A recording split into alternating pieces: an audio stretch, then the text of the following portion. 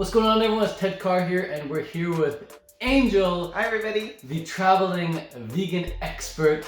If you need any of your questions answered regarding how to travel the world as a vegan, Angel's your gal. Link for her Instagram is going to be in the description, but today I've got 3 fire questions for her, rapid fire, and we'll see how she answers them, see how she handles this under pressure. Woo-hoo! So here we go. All right. First question. Where's your favorite place to travel as a vegan and why?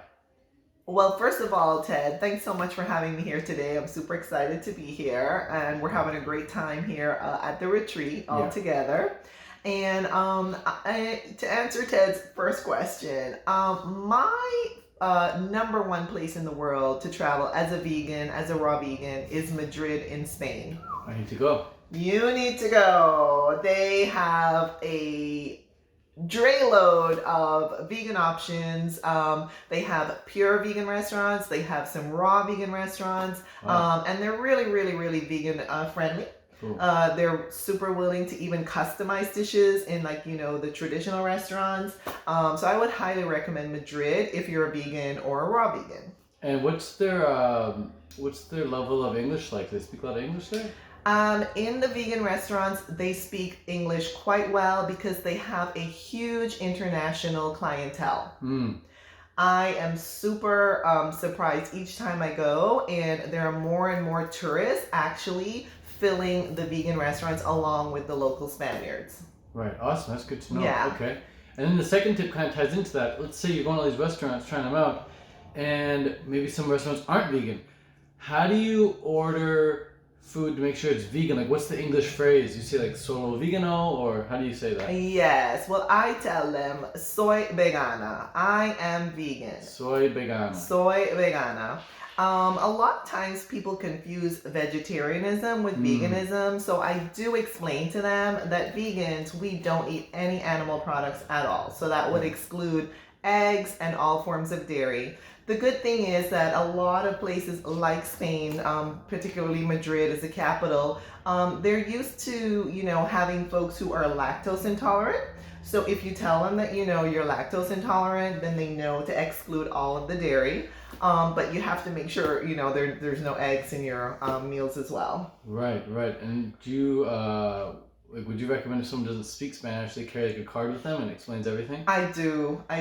Yeah. Or you could Google stuff and, just show them on your phone exactly what you're trying to communicate with them. And they'll be happy to accommodate you as much as possible. A lot of the Spanish dishes actually are accidentally vegan. In other words, they don't include animal products anyway. So that's always a good, little accident to find now and again. Okay, and what would be a couple staples that you get at restaurants besides a bowl of rice and beans? I typically, for example, there's what's called a vegetable cream soup. So it would be like a cream soup. In the summer it would be raw, so it would be cold, vegetables like the gazpacho.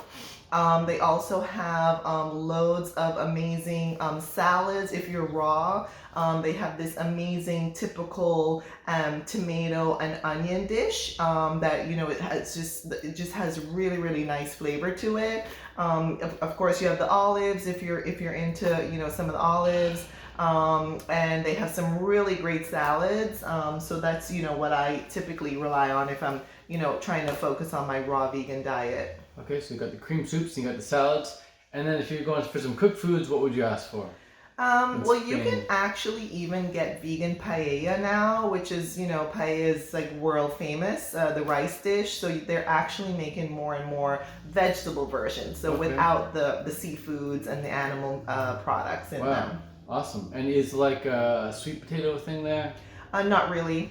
In some places, but it's not very common. They usually stick with the white potatoes. Okay. And what about something like quinoa or buckwheat? That's getting super popular, particularly in the vegan restaurants.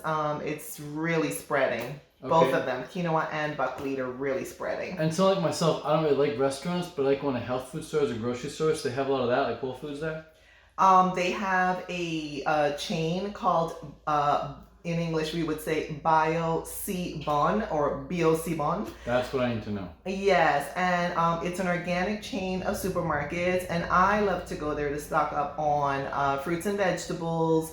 You can get your kombuchas and your yogurts and, you know, little staples that you really want to keep on hand. Your dried fruits, your seeds and nuts, if you want to have a bit of that on hand for your hotel room or your apartment, wherever you're staying. Right. And you recommend hotel or Airbnb? I kind of do both, to be honest. Yeah, just depends on the city. And do they have Lyft and Uber there? They have Uber. Oh. And they have Cabify, which is with the Spanish. They don't have Lyft. Wow, interesting. Yeah. They have a Spanish version, Cabify, which is like Lyft, the competitor of Uber. Interesting. Okay.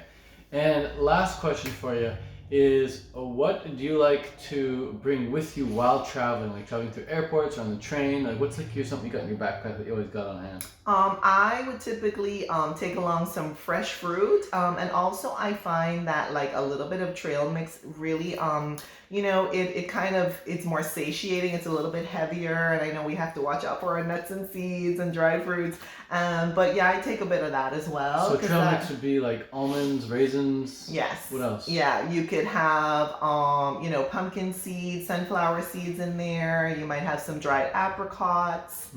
Yeah, so dates, those are really good to travel with as well. Trail mix, that's my mom's favorite thing when she goes hiking too. Okay, so some fresh fruit and some trail mix to hold you over to keep you a bit heavier. Yeah. Awesome. Well, that's it for now. Thank you very much. Thank Appreciate you. some good tips. I can't believe there's no Lyft in Spain. No. Is it just Madrid or all of Spain? All of Spain. Wow. There's no Lyft over there. Just there's Uber and Cabify. Yeah. Okay. Interesting. Well, I want to go on. I hear fig season is really great there, so can't wait to get there. And I think there's a Spanish fruit festival there too at one point. Have you heard of that? I think it's in the south, if I'm not mistaken, or might there also? I think there is one in Madrid. Yes, that is correct. Cool. Yeah. Well, all her info. If you want more information on traveling the world as a vegan, link is in the description. And her name is Angel. So that's it for now. Peace out. Much love. Adios. I'll see you at the Canada Vegan Fest. Thanks so much. Bye. Thank you.